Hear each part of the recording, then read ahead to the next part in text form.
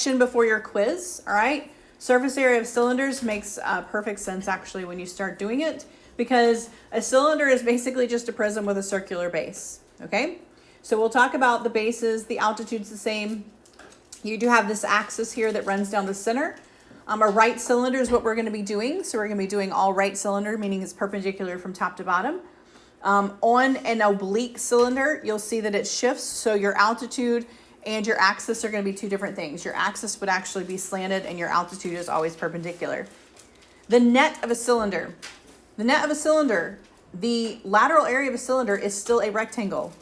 So if you were to take a can of soup and peel the label off and open it, you would have a rectangle, okay? And then of course you would have the two tops, the top and bottom of your cylinder. So lateral area of a cylinder is almost identical, except instead of using perimeter, you are using circumference. So what is the formula for circumference? 2 pi r. So it's 2 pi r, which is where we get this piece right here, 2 pi r. You're just going around the circle times the height. So basically perimeter times height, but we're talking about a circle. So it's circumference, 2 pi r times height. That is the lateral area of a cylinder. So let's look at this first example here. All right. An office has recycling barrels for cans and paper. The barrels are cylindrical with cardboard sides and plastic lids and bases. Each barrel is 3 feet tall and the diameter is 30 inches. How many square feet of cardboard are used to make each barrel? So you have conceptually the same thing as a prism, but instead of a square or a rectangle or some other type of figure, pentagon, whatever, you have circles.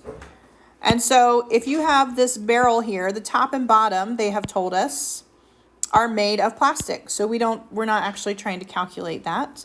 We're trying to calculate this lateral area here. And the lateral area is what would be around the edges, okay? And so if I were doing around the edges, I'm talking about this just part right here. That is around the edges, all right? So, they've told us, how tall is this thing? 3 feet. It's 3 feet tall, okay? 36 inches. All right, and they've told me the diameter of the circle on the bottom there is how big? 30 inches. 30 inches. So we've already have people who are picking up on this. So that would be... Before I do anything, I need to have it all in the same measurement, okay? 30 inches and 3 feet. You do not want to take the circumference in inches and then multiply the height by feet. You will be wrong, okay? It has to be in the same units. Either convert your inches to feet or your feet to inches. Personally, if I were doing this in order to avoid decimals, I would probably go feet to inches. But this is actually a really easy decimal because it's going to be exactly 2.5 feet, so 2.5. So either way is fine, but one conversion or the other. In the book, I think they converted it with inches. So we can just do inches here. Okay, they did give the lateral area as 2 pi r. What's another way to write circumference? Instead of 2 pi r, you can also just say what? Diameter times r. So you don't necessarily have to cut this guy in half and then multiply him by 2 to do it. That's like working double work, okay? So my perimeter then is just going to be 30 inches, right, times pi, my perimeter or my circumference.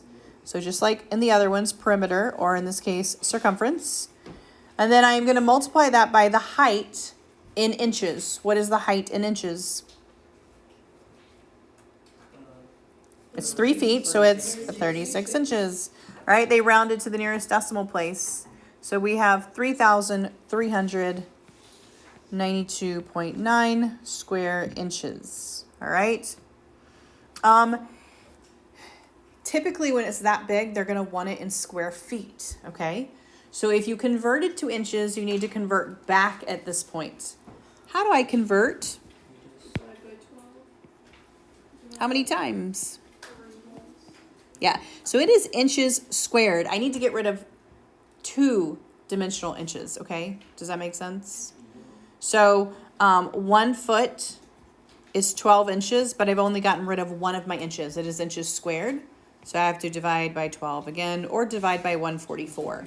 When it is dimensional, meaning you have 2 dimensions there, or 3 dimensions, you have to take every dimension out of it, okay, when you convert it. So you do have to divide by 144, which I think it's about 23.6 square feet. Now, like I said, you could have converted this inches to feet if you wanted to divide by 12. All right, either way, you're going to get the same answer. Exactly the same as a prism. You'll notice that for surface area, they say it's 2 pi RH plus 2 pi R squared. Well, if you think about it, 2 pi RH was the lateral area of my cylinder, right? This is lateral area. And pi R squared is the area of what? A circle, and in this case, that is my base. That is your surface area formula for a prism, isn't it? Lateral area plus 2 of your bases. And so when they present these formulas, don't let it overwhelm you that you have like, oh, yet another formula. It's literally the same formula. You just have to remember how to find the circumference of a circle and the area of a circle and just plug it into the prism formula. So it says find the surface area. Find the surface area. Well, my lateral area is going to be 2 times pi. What is my radius here? 8.3. Times 8.3, that's my lateral area. And then times my height. What's my height? 6.6. And then I have to add 2 circles. What's the area of this circle? Pi times what? The radius squared, which is 8.3 squared. And so that is 2 of my bases. All right. They want it to the nearest tenth, which actually rounds out to 0. So this is going to be 770 square feet.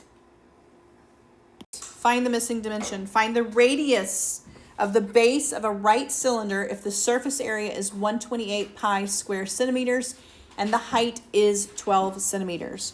All right, so if I were to do this, you have to picture what do I have and what do I need?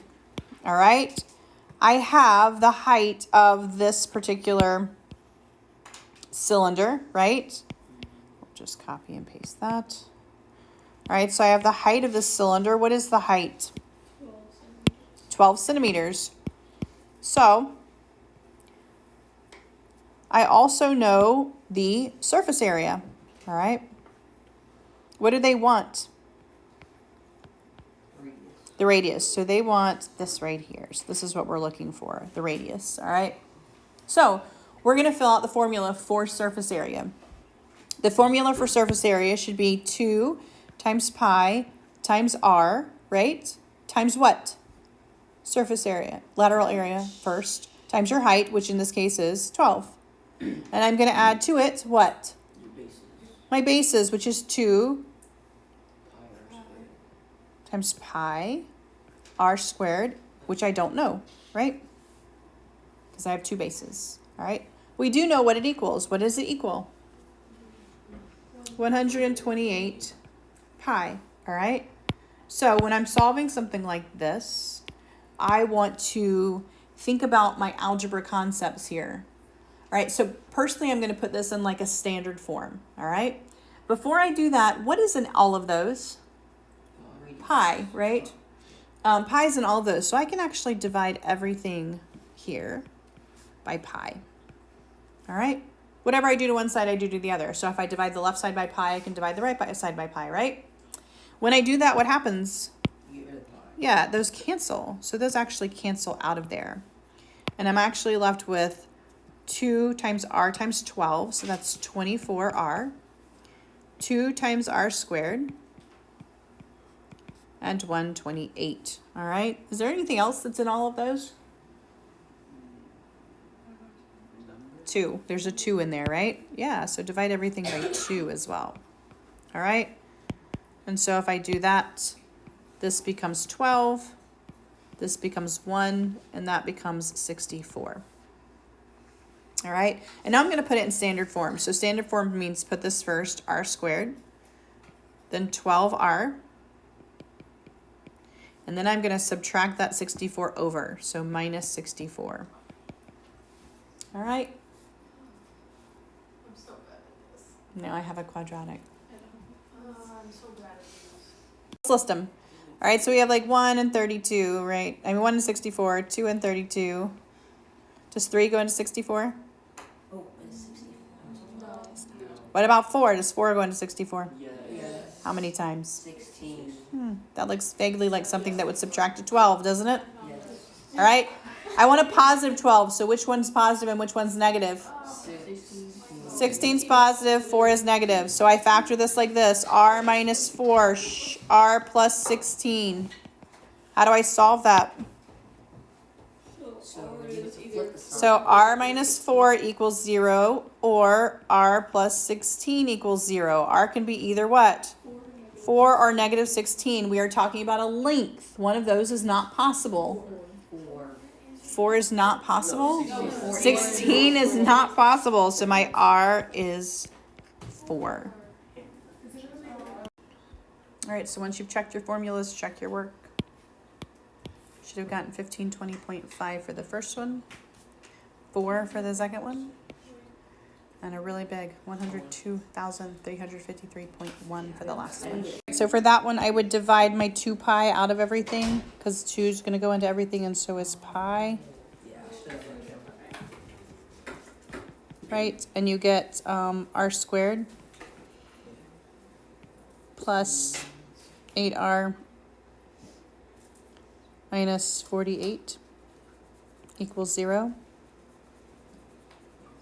So factors of 48 that subtract to give you 8 are going to be 4 and 12.